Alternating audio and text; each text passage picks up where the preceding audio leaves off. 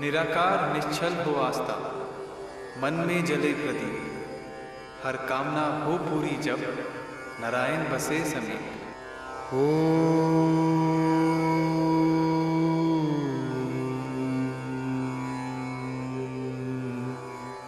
कैसे देवघर में रहने वाली सुजाता को 200 किलोमीटर दूर रांची के जगन्नाथ मंदिर ने दिया संकेत।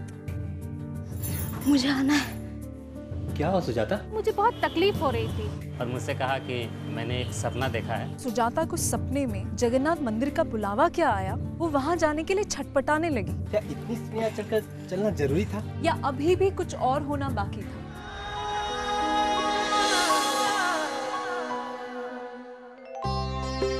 मन में बसी आस्था होती तो निराकार है, लेकिन हमारी जरूरत, हमारी विवशता, हमारी कठिनाइयां, हमारी स्थिति के अनुसार कई बार हमें देती हैं निर्देश, आदेश, संकेत और इशारा। बस हमें उन इशारों को समझना है और आगे कदम बढ़ाना है। फिर ना कोई स्थिति है जो बदल नहीं सकती और ना ही कोई इच्छा जो पूरी नहीं हो सकती। इसी अदृश्य शक्ति को ही तो आस्था कहते हैं, जो सदा हमारे इर्द गिर्द हमें सुरक्षित रखती है। ये संकेत हमेशा ही नए जीवन की दस्तक होते हैं, जिन्हें सुन ले तो कौन जाने कौन सा दरवाजा खुल जाए। नमस्कार। क्या आपकी छठी इंद्री ने कभी आपको किसी बात के लिए पहले से ही सचेत या आगाह किया है? आज विश्वास से ऊपर आस्था में देखिए कैसे देवघर में रहने वाली सुजाता को 200 किलोमीटर दूर रांची के जगन्नाथ मंदिर ने दिया संकेत। जो कुछ भी था उसमें सुजाता और शेखर संतुष्ट थे, लेकिन नियति को कुछ और ही मंजूर था। एक रात मैं आऊंगी।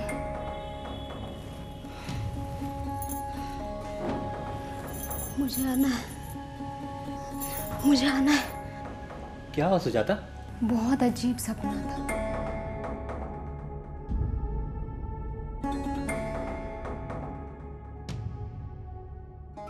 मैं सुजाता, मेरे पति का नाम शेखर है।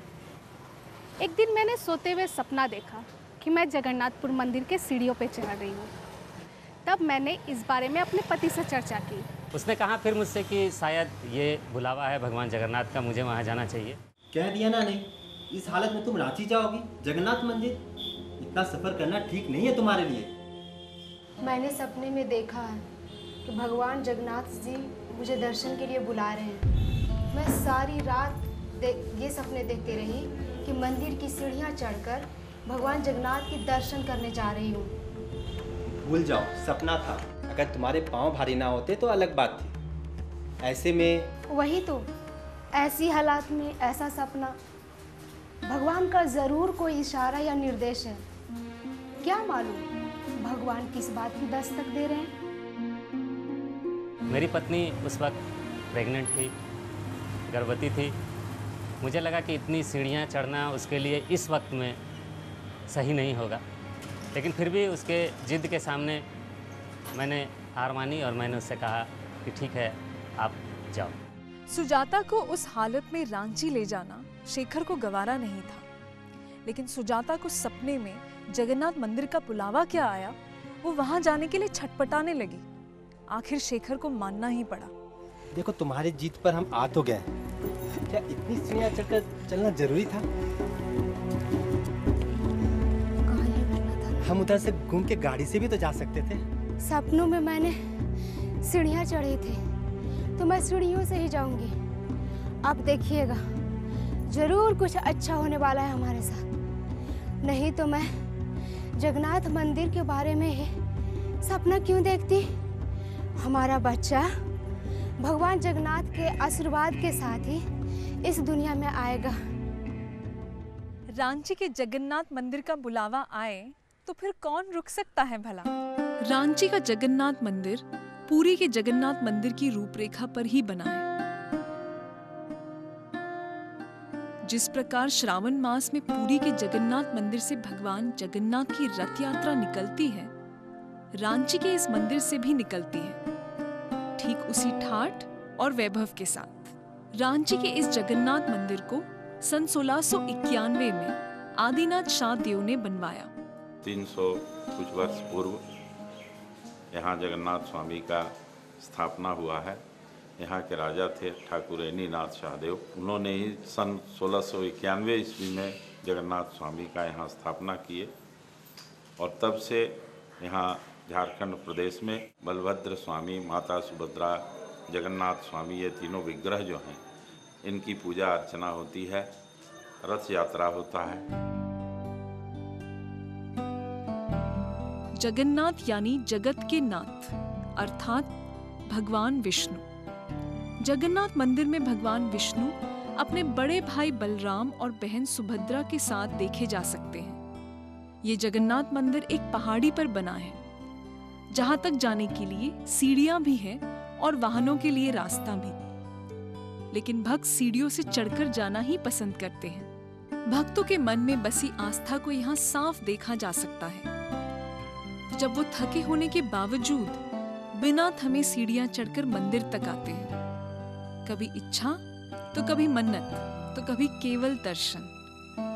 भक्तों की संख्या दिन ब दिन बढ़ती ही जा रही है। क्योंकि रांची का मंदिर पुरी के जगन्नाथ मंदिर के अनुरूप ही बनाया गया, इसीलिए इसके पीछे की कहानी भी वही है जो स्कंद पुराण और ब्रह्म पुराण में लिखी है। युगों पूर्व राजा इंद्रद्युम्न ने आमरण तप करने की ठानी, जब तक कि उन्हें भगवान विष्णु के दर्शन नहीं हो जाते।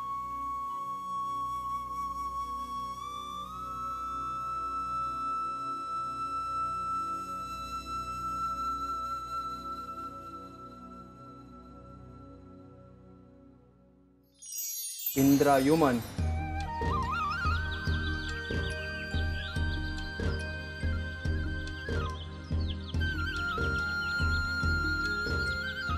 प्रभु, तुम्हारा तब सफल हुआ नरेश।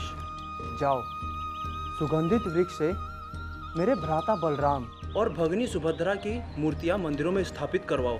युगों युगों तक तुम्हारे इस कार्य का संसार स्मरण करेगी। जैसे आपकी आज्ञा प्रभु।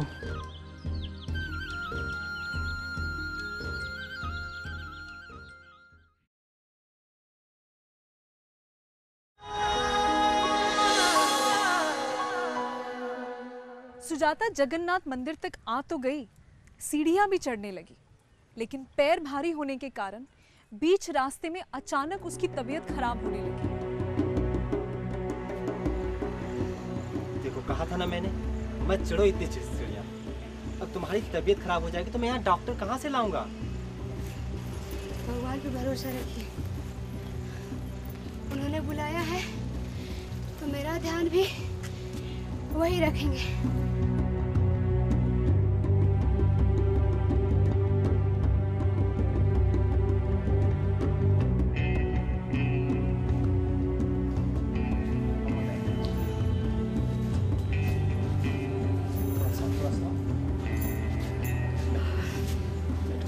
मैं पानी लाता हूँ तुम्हारे लिए।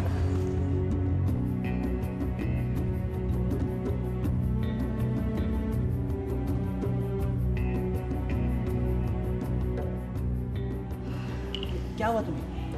अरे हे भगवान, अब मैं कहाँ से डॉक्टर लाऊं? हे भगवान, अब मैं क्या करूं?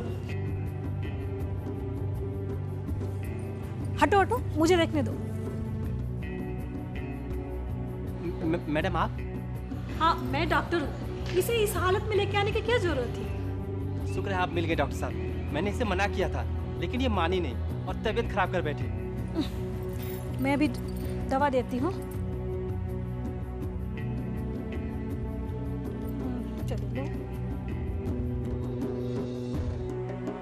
सांस फूली है सीढ़ियों की वजह से। घबराने की कोई बात नहीं है, थोड़ी देर आराम कर लो, फिर आगे जाना। तब तक मैं यहीं बैठती हूँ। मैं सीढ़ियाँ जब चढ़ रही थी तो मुझे बहुत तकलीफ हो रही थी। मेरे पति ने मुझसे कहा कि मैंने तुम्हें मना किया था ना, तुम्हें तकलीफ होगी। फिर मैंने बोला कि कोई बात नहीं, ये भगवान की मर्जी है, भगवान जब चाहेंगे तो हम सारे कष्ट भूलकर सीढ़ियाँ चढ़ जाएंगे। क्या हो रहा था ये सब? पहले सुजाता का मंदिर तक जाना, तबीयत खराब होना और फिर अचानक डॉक्टर का मिलना। क्या ये सब इत्तेफाक था या अभी भी कुछ और बाकी था होने को? आखिर सुजाता के सपने ने कैसी दस्तक दी थी?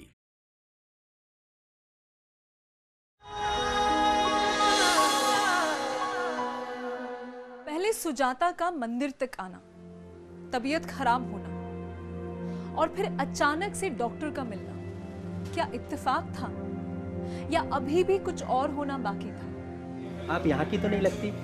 नहीं, मेरा पटना में हॉस्पिटल है, मैं यहाँ काम से आई थी, सोचा मैं मंदिर के दर्शन कर लूँ। दर्शन तो हो गई, अब मैं जा रही हूँ। अच्छा, आप क्या करते हैं? जी मैं प्रॉपर्टी डीलर हूँ। आप प्रॉपर्टी डीलर हैं? जी।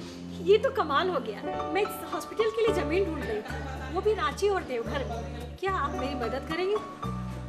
ये रहा मेरा कार्ड। और ये रहा मेरा कार्ड। मेरे साथ पटना से और लोग आए हैं, वो लोग होटल में ठहरे हैं। 2 दिन में हम लोग देवघर लौट रहे हैं। पहले मुझे वहीं की ज़मीन दिखलाना। देखो, क्या मैं तुम्हें भरोसा कर सकती हूँ? ये तुम्हारी जिम्मेदारी है। आप बिल्कुल भरोसा कर सकती हैं मुझ पे।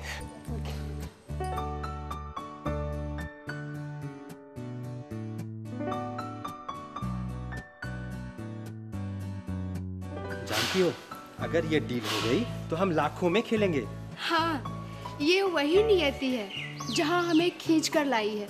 मैं जानती थी भगवान जगन्नाथ ने यहाँ हमें किसी कारण से ही बुलाया है। तुम सही थी, हमारा बच्चा भगवान के आशीर्वाद के साथ ही आ रहा है।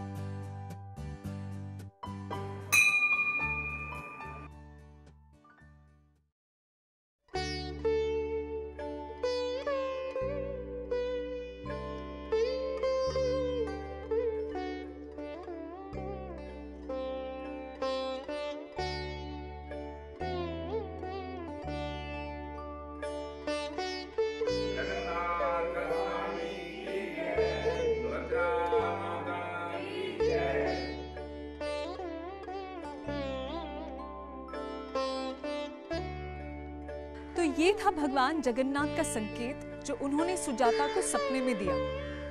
खैर, शेखर ने डॉक्टर को जमीन दिलाया और इस डील से शेखर को इतना फायदा हुआ कि कुछ ही महीनों में शेखर ने खुद का घर खरीद लिया। सोचिए, क्या आपको कभी ऐसे अंदेशे हुए हैं जिन्हें मानकर आपने अपनी जिंदगी बदली हो? खैर, रांची के जगन्नाथ मंदिर में श्रद्धालु अलग-अलग इच्छाओं के साथ आते हैं और यहाँ मन्नतों को पूरा करने का आशीर्वाद जरूर मिलता है। सुजाता की प्रेगनेंसी में कुछ कॉम्प्लिकेशंस हुए, लेकिन उसी डॉक्टर के हाथों सुजाता ने एक स्वस्थ बच्चे को जन्म दिया। सुजाता, शेखर और इस डॉक्टर का यूं मिलना सच में नियति ही थी। सपने के जरिए हो या किसी घटना के जरिए, किसी सोच के जरिए हो या किसी मुलाकात के जरिए, हमारी इंद्रिय शक्ति हमें संकेत अवश्य देती है, खासकर तब जब हम किसी बड़ी समस्या में हों या फिर कोई बड़ा फैसला लेने वाले हों। ये विश्वास कि वो संकेत कभी गलत नहीं होते, यही तो होती है आस्था। यही आस्था हमारे मन में सदा रहे, यही कामना करने हम मंदिर तक चल कर जाते हैं, अपनी आस्था को दृढ़ बनाते हैं और फिर इंतजार करते हैं कि संकेत हमें रास्ता कब दिखाएगा। इसी तरह एक आस्था से ही एक और आस्था जन्म लेती है और जीवन चलता जाता है। भगवान जगन्नाथ जी अन्न क्षेत्र से आते हैं। यहाँ अन्न भोग का बहुत महत्व होता है। प्रत्येक व्यक्ति चाहता है कि भगवान का भोग लगने के बाद थोड़ा प्रसाद उनको मिले।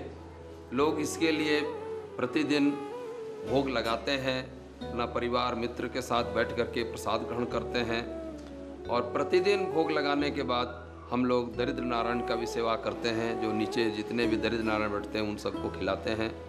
इस तरह से भगवान जगन्नाथ जी का ये महाप्रसाद बड़े ही महत्व रखता है और लोग इस पर लाभान्वित होते हैं। कुछ लोग भगवान का मनोकामना पूर्ण करने के लिए यहाँ पर आते हैं और उनका एक विशेष पूजा होती है उस पूजा करने पर लोगों को हमेशा जो है सो पूर्ण रूप से उनको मनोकामना की पूर्ण होती है। हम लोग यहाँ बहुत दिन से आ रहे हैं, हम लोग का यहाँ बहुत विश्वास है। मेरे बच्चे लोग जब नहीं हुआ था, बहुत साल बाद हुआ, तब से हम यहाँ पर मन्नत किए थे, यहाँ आए, वो मन्नत मेरा पूरा हुआ, हम आके पूजा किए। इंडिया में हम हर जगह गए, कश्मीर से कन्याकुमारी, आसाम से गुजरात, हर तीर्थ किए हैं, लेकिन मेरा रांची में यही तीर्थ हमको सबसे बड़ा लगता है, क्योंकि मेरा यहाँ पर मनोकामना पूर्ण होता है। हर आदमी उसी आस्था से, उसी विश्वास से यहाँ आते रहते हैं, आएंगे भी।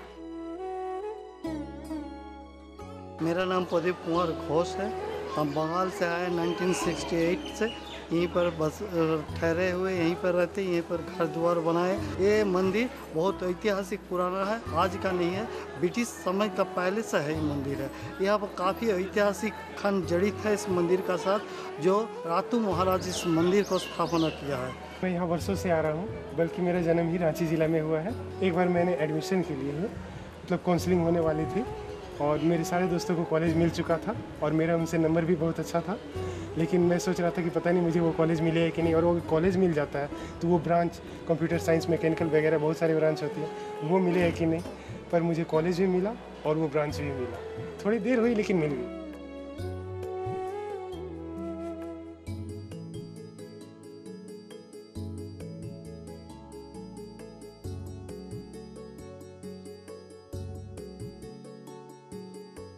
मैं बहुत दिनों से आने के लिए सोच रहा था। एक एग्ज़ाम दिया था मैंने और उस एग्ज़ाम में मैंने मनचाहा पाया और मैं फिर वापस आया। और अभी भी है, एक मन में आस्था है, अगर वो पूरी हो जाएगी तो बहुत सज धज के आना पड़ेगा मुझे यहाँ, और मैं चाहूँगा कि यहाँ जरूर आऊँ।